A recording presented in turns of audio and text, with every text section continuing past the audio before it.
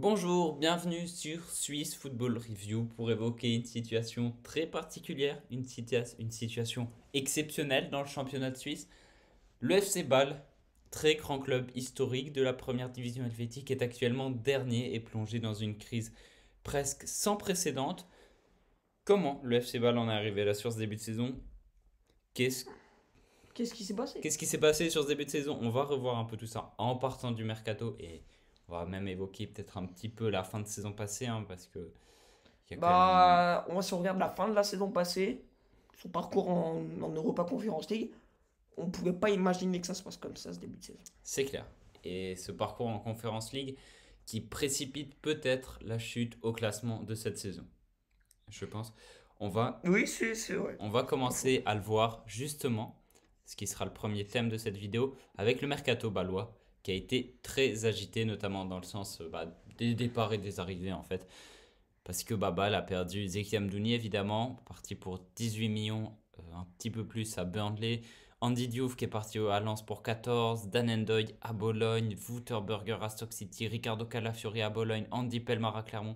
Énormément de très gros départs de joueurs qui étaient très importants et qui ont été remplacés, alors, mais pas avec des équivalents de même niveau Qualité. à l'heure actuelle, on va être honnête. Ou du moins, qui ne se connaissent pas encore, qui peuvent pas créer une équipe comme ça, juste sans base concrète. Alors voilà, on le voit, mais ça, ces départs, je pense que tu seras d'accord avec moi, Ça fait mal ça parce que fait c'est des mal. joueurs qui servent, qui ont servi au FC Ball la saison passée, qui ont été des acteurs de la bonne saison, on va dire déjà C'est tous les principaux acteurs de la très bonne saison de balle. la très bonne saison en Europe, Oui, en Europe. en Super League, on va y revenir parce que c'était pas ouf non plus. C'était pas terrible, non. Après, on peut citer encore Kalisen qui part à Lausanne. Mon Tichy, il jouait pas des, Tucci, pardon, il jouait pas des mal, il est parti à Baden. Chipperfield lui est parti à Sion. Il y a Liam Miller qui est parti en prêt à Preston. Voilà. Voilà, Même donc. Miller qui jouait quand même plus, hein. Ouais, Miller qui joue un petit peu. Et puis voilà, justement, je le disais, est-ce que c'est pas. Bah, c'est justement cette campagne en Conference League qui a précipité tous ces départs, hein. Évidemment que si c'était fait sortir en huitième, je peux vous garantir que la moitié des joueurs peut-être arrivaient pas à partir pour la somme pour laquelle ils sont partis, parce qu'il faut quand même le dire, même si c'est des départs importants, eh bien le FC Bâle a touché de très belles sommes sur ces départs C'est vrai. et a eu l'occasion de faire venir du monde. La tête d'affiche, entre guillemets, en tout cas au niveau de l'indemnité de transfert qui a été choisie par le FC Bâle, c'est Renato Veiga qui Arrive est du arrivé, Sporting B. qui est arrivé du Sporting B Troisième ligue portugaise, si j'ai l'impression. ouais, pour 4,6 millions d'euros. Lui qui a également joué à Augsbourg, une 13 matchs il me semble, la saison passée. Il a joué 33 matchs la saison passée en tout entre le Sporting et Augsbourg. Voilà, exactement. Donc, Renato Veiga, très jeune, 20 ans, hein, peu d'expérience, très peu d'expérience, pas d'expérience même du championnat suisse, c'est clair, qui arrive donc au FC Bâle. Le FC Bâle qui continue clairement, on le voit, hein, dans sa théorie d'achat de jeunes joueurs, On a qu'à regarder. d'achat-revente, C'est exactement. achat-revente. Après, il y a Gusto qui a 19 ans pour Gauto, Gauto, pardon, j'ai dit Gusto, désolé, pour 3,90 millions. Il y a Barisic qui a 22 ans pour 3 millions. Il y a Jonathan Dubazin qui a que 23 ans, 3 millions aussi. Barry, 24, 20, 20 ans, pardon. ouais, Jovanovic, 24. Malone, bon, lui, il est un peu plus connu, moi je le connaissais déjà. 22 ans. Von Bremen, 20 ans. Après, bon, Dominique Schmidt, Schmid. il est quand même plus connu Ouais, pour nous hein, dans le championnat suisse. 25 ans, ça va. Mais après, ils ont pris encore des gens qui ont. Ah non, j'ai eu 15 ans, pardon. 18 ans pour Gabriel Sigua. Après, il y a Dreger, lui, il est quand même un peu plus connu, qui arrive de Nottingham Forest. Voilà, quoi, c'est chaud. ouais, C'est chaud, c'est vraiment de l'achat-revente. J'ai ouais, quand même clairement. l'impression qu'ils prennent des gens. Ils sont d'accord, peut-être prometteurs, mais bon, ils vendent des gros mecs pour acheter des mecs prometteurs qui vont peut-être pas percer en une saison pour se dire, supposer qu'ils vont faire un meilleur profit. Ouais, ouais, c'est ça, c'est clairement ça.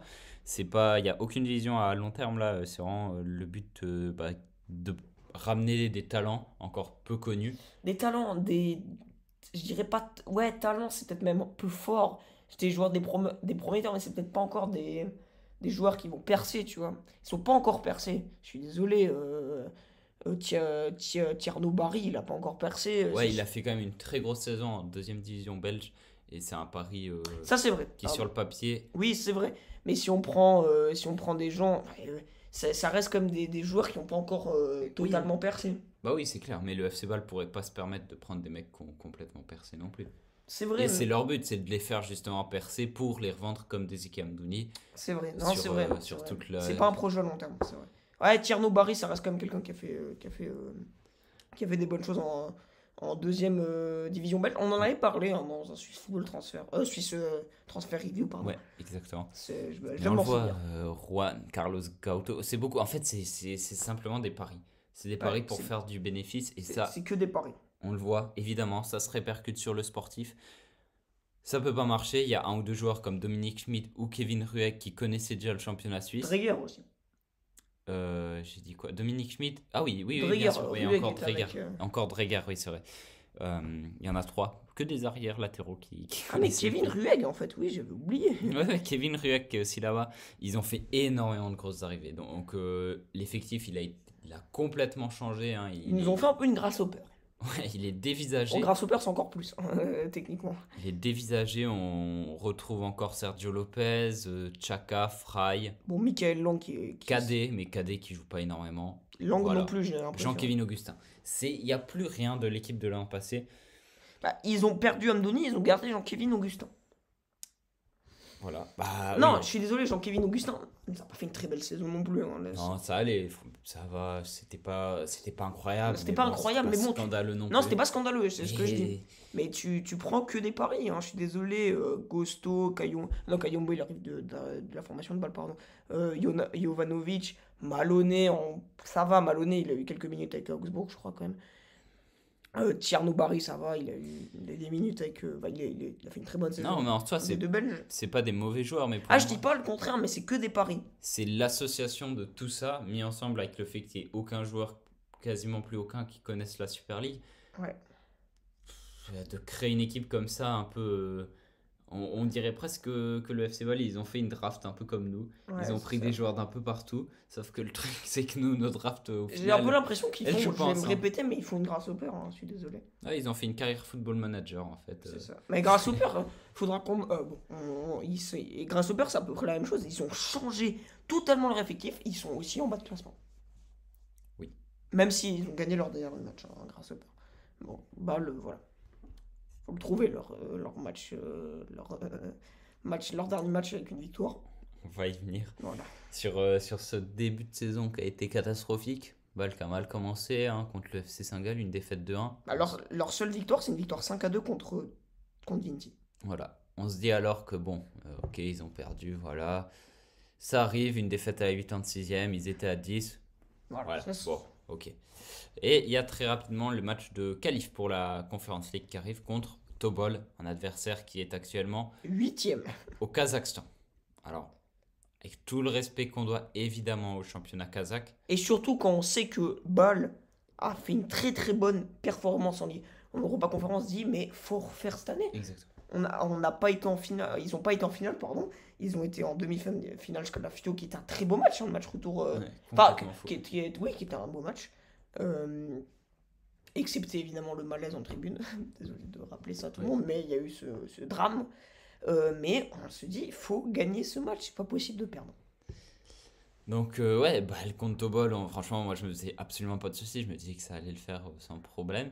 Résultat, défaite 3-1 du FC Bâle au Stade Saint-Jacques. On Au commence Parc à- Saint-Jacques. Oui, au Parc Saint-Jacques, oui. Bon, ils étaient à 10 encore une fois, voilà. Ok, on commence gentiment à se faire du souci, mais ils réagissent bien contre Winterthur et ils s'imposent 5-2. On se dit alors que ça va aller mieux, mais non. Match retour, Ils gagnent 2-1, mais ils ils sont gagnent 2-1, mais éliminés. ils sont quand même éliminés par Tobol, donc déjà plus de Coupe d'Europe, la saison qui commence vraiment pas très bien. Et maintenant, bah, il reste plus que le championnat sur lequel se baser. Et là, eh ben, Et des victoires contre Saint-Blaise et Bosporus en Coupe de Suisse, mais bon, ça c'est des victoires qui sont cadeaux. qui vont arriver mais un peu plus tard. Tout d'abord, il y a une défaite contre Grasshopper, puis une défaite contre Lausanne. Puis justement, comme tu l'évoquais, cette victoire contre Saint-Blaise, mais bon, voilà. Putain, c'est des matchs. C'est facile. des équipes amateurs.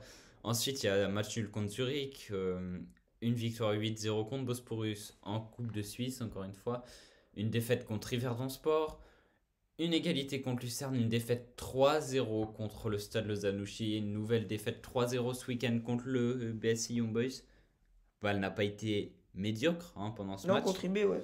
mais, mais bon, il va falloir rehausser le niveau de jeu parce que là, ce début de saison, d'un point de vue comptable, il est cataclysmique. Le FC Bâle est 12e avec seulement 5 points. 2 points sur les 5 derniers matchs. Si on garde en tête que Bâle, je pense, a quand même pour objectif de finir au moins dans la première phase, donc les 6 premiers de cette Super League, ils sont déjà à 10 points. Ils sont déjà à 10 points de Yverdon. Moi, je m'inquiète. Je m'inquiète parce que on l'a pas évoqué, mais au niveau des coachs, ça a déjà tourné.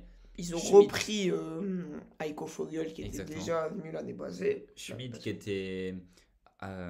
est arrivé de St. Pauli, a déjà été limogé. Heiko Vogel est de retour. C'est une très très grande instabilité du côté du FC Bâle. Et Vogel qui connaît pas, comme on l'a dit, les 3 quarts de l'équipe. Voilà. Bah, comparé à ce qu'il a vu l'année passée et où il a fait une super bonne performance en Conférence League, je vais le redire, il y a plus de la moitié qui a changé. Ouais, clairement, l'équipe, c'est plus la même. Ce FC Bâle, ben, c'est en même temps, j'ai pas envie de dire que ça leur pendait au nez que ça arrive comme ça un jour, mais avec autant peu de stabilité, alors qu'on veuille un peu miser sur les jeunes et faire de l'achat-revente, on va dire, un peu pas constructif. On peut le voir, dans certains clubs ça marche très bien. Le RB Salzbourg le fait. Bon, après, pas mal de joueurs qui partent à Leipzig qui est du même propriétaire, mais il gère bien. C'est une équipe qui gère bien. C'est une équipe qui sait gérer, qui joue avec gérer. énormément de jeunes, qui joue très souvent la Ligue des Champions et qui fait pas des mauvaises performances. Non. Avec vraiment une moyenne d'âge à 21 ans, il me semble. C'est quand même assez fou cette équipe. Oui. Mais le FC Bâle, et ben là. C'est un peu un Salzbourg, un Leipzig de Wish, quoi. Ouais, et encore, parce que ouais, j'ai de la peine à voir même certains retours sur investissement parce que pour le moment, qui a fait des bons trucs? c'est compliqué, Ouais. surtout C'est quand sûr, on est bon, dans cette ça fait que situation. 10 matchs, mais voilà, quoi. Mais des joueurs qui sont achetés comme pour 5 millions presque, pour Renato Veiga par exemple, je me dis pour aller le vendre, aller même 7, 8, C'est ça va pas compliqué, être évident. Il va falloir que. Puis c'est des paris, c'est des joueurs qui arrivent soit de petites équipes, soit d'équipes bis de grands clubs. Si on peut penser à Renato Veiga, c'est des paris, on spécule sur le futur. Exactement. Ouais, on joue un peu à la roulette russe, malheureusement. Et je pense que le problème, il est que Bâle, s'il faisait ça avec 1, 2, 3 joueurs par an, qu'il les intégrait, ok, ça pourrait le faire, il n'y aurait pas de souci. Mais quand c'est toute l'équipe qui a un pari, eh ben, si le pari il est perdant, Ouais, bah, c'est ça- toute l'équipe l'équipe qui est perdante. Et là, on le voit bien. C'est très compliqué, Bâle, et on verra ce que ça donne. Mais pour l'instant, Ouais, mon prono, c'est quand même. Alors, je sais pas, s'il continue comme ça, pour moi, il termine pas dans la première partie de tableau, mais je pense quand même que c'est une équipe pour quand le même. maintien, Ils se maintiennent pour moi quand même. oui. Je pense quand même. Alors, on fera peut-être une vidéo si ça continue. On pourra faire une vidéo qui s'appelle La crise continue. Si la crise continue Le pour FC la Bâle est en crise, partie 2, C'est un peu ça. épisode 2. Mais là, on pourrait se poser une question sur le maintien. Pour moi, pour le moment, la question se pose pas tellement. Pour moi, c'est un peu un. C'est plus vraiment un début de saison catastrophique plutôt qu'une saison qui est déjà perdue d'avance. Pour moi, ils ont quand même le caractère, c'est une grande équipe de Super League malgré tout. Ils ont le caractère pour se maintenir, évidemment. Après, s'ils continuent comme ça, pour moi, quasiment la première, la première partie de tableau serait morte. S'ils Mais continuent moi, comme moi, je suis curieux quand même parce que ça va être très intéressant. Parce qu'on voit, on a la première partie de tableau avec Yverdon qui a fait des bons matchs, ok. Qui est peut-être l'équipe la plus instable de cette première partie de tableau. Pour moi, les 5 de devant, Zurich, IB, Saint-Gall, Lugano et Lucerne, ils sont vraiment. C'est pas mal, c'est solide. Ensuite, Servette qui revient gentiment, qui remonte. Winterthur qui est pas horrible du tout, même si c'est un peu plus compliqué sur les 5 derniers matchs. Grasshopper Grasshopper, là, pour moi, là, c'est une des équipes auxquelles aussi j'ai un peu plus De mal. de soucis pour eux. Grasshopper, on voit que c'est pas terrible. Mais Lausanne aussi, qui a enfin décroché un succès devant son public 3-1 euh, ce week-end, donc intéressant. Le Stade Lausanne-Ouchy, bah, qui, Quand même des qui... problèmes défensifs. Ça a été vraiment criant face à Saint-Gall. Moi, je l'ai Oui, vu ce match. oui, oui.